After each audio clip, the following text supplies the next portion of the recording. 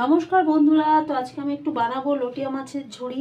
তো তার জন্য আমি টমেটো কেটে নিয়েছি, এখানে পেঁয়াজ কুচি করে কাটা আছে, আর এখানে আদা রসুন কাঁচা লঙ্কা আর গোটা জিরে একসাথে পেস্ট করে নিয়েছি। তো এটা আমি আগে ভালো করে মাখিয়ে নেবো। এর মধ্যে এই যে লটি মাছগুলো দিয়ে দেব, এখানে দিয়ে দেব পরিমাণ মতন হলুদ,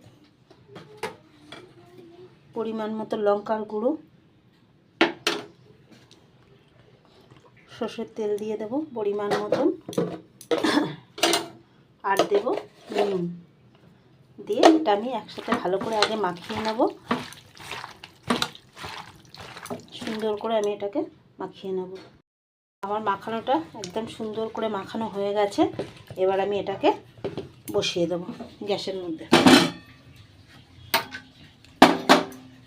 লটিয়া মাছের থেকে তো প্রচুর জল বেরোয়, তো আমি আবার এটা আস্তে আস্তে নাড়তে থাকবো।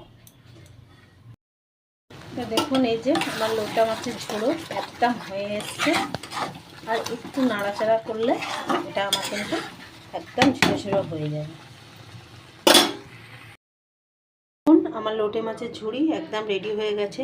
তো আপনারা এইভাবে সব রকম মশলা মাখিয়ে একবার বানিয়ে খেয়ে দেখতে পারেন, খেতে দারুণ হবে। তো রেসিপিটা যদি ভালো লাগে লাইক কমেন্ট শেয়ার করবেন। চলুন পরের ভিডিওতে আবার আপনাদের সাথে দেখা হবে।